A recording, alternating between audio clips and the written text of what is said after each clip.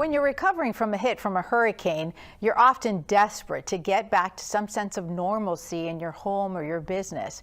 Unfortunately, there are people who are looking to take advantage of that situation. Joining me now is Bryan Oglesby, the Director of Public Relations and Outreach for the Better Business Bureau of West Florida. And Bryan is here to tell us what to look out for. What are some of the problem areas that you all heard about immediately following last year's devastating hurricane season?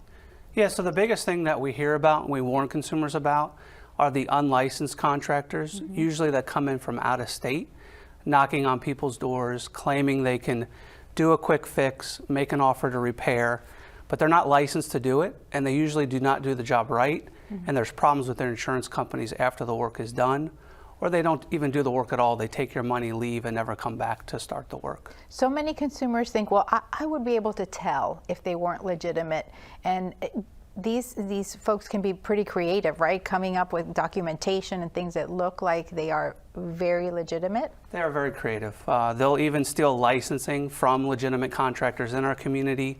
They'll create business cards, and they'll have contracts and information, but usually the name doesn't match what they're claiming to be. So this is where it's important as a consumer, before you engage in any contract with anyone to do work on your home, you have to gather those credentials. You have to go to the internet, contact the Better Business Bureau, do some of that research first, know who it is you're actually doing business with, see if they're an actual business that exists in the state of Florida, if they're local to the community, and that they're a company you can trust that is licensed and qualified to do that work that's needed to be done. So you've talked about unlicensed contractors. What are some of the other scams that you all are worried about during hurricane season? Yeah, so another big thing is impersonation scams, where scammers will impersonate government agencies like FEMA or any agency that's involved, even non-for-profit agencies that are heavily involved in the community. You may get a text message, an email, or maybe even a phone call from these agencies claiming that they're here to help, asking you to click on a link to fill out a form. What these scammers are trying to do is they're trying to collect your personal information, or they're trying to get you to submit some kind of payment information to receive this help, and that's a big red flag. That's a scam. You want to be careful of impersonation.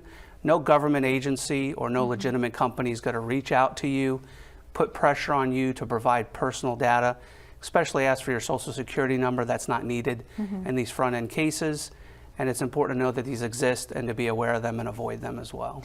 You all at the Better Business Bureau, you serve the entire West Florida area. You're dealing with a lot of complaints that come in. What are some of the other more common complaints that you all have investigated?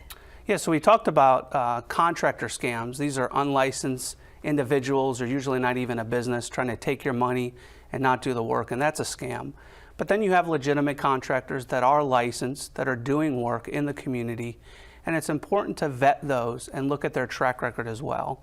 Just because a contractor has an actual license doesn't mean they have a good track record. So do that research on them as well. Now is the time to be proactive before hurricane season starts. Go to the internet, go to bbb.org, get a list of contractors in different industries, electrical, plumbing, remediation. Vet those companies now, print out that list and add it to your box so you're more proactive instead of reactive. If you have damage to your home, you have that list you can call upon that you know already has been vetted, and you're not being reactive to someone knocking on your door or a last minute choice that you have to make and you haven't had time to vet that company that you need to choose to hire. Another complaint that we see coming in around that time of the year, especially when hurricanes are coming around, is the hotel and vacation rental industry. A lot of people are confused by that and confused if a hurricane's coming, do I need to cancel? Will I get a refund? And this is where it's real important when booking a hotel or a vacation rental to really understand their terms and conditions. And if you're not sure about it, contact the company, ask those questions. What if I have to cancel? What if the place is damaged? What terms and conditions do you have? What policies do you have? Will I get a refund in those scenarios? If you have these challenges, BBB is here as a resource for contractors and those hotel vacation rental industries to help resolve that dispute through a complaint process. And complaints are not a bad thing. We're here to mediate that scenario, work with the consumer and the business try to bring the parties together and resolve that dispute. Well, thank you for all that you all do. This show is meant to be a resource to our viewers. Again, you can reach out to the Better Business Bureau of West Florida anytime. The website is bbb.org, and we also have their phone number at the bottom of your screen.